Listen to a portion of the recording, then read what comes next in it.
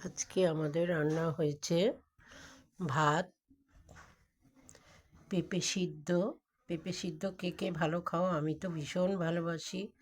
আর আমাদের বয়স হচ্ছে এখন এসব খাওয়ার, হালকা পাতলা খাওয়াই ভালো। আর হচ্ছে ডিমের পাতলা ঝোল।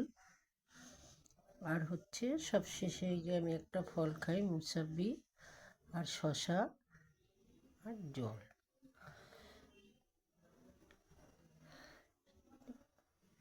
ছোট্ট একটা খাবার করেছি, কেননা আমরা দুজন তো। কে খাবে বলো? বেশি রান্না করলে আমাদের নষ্ট হয়।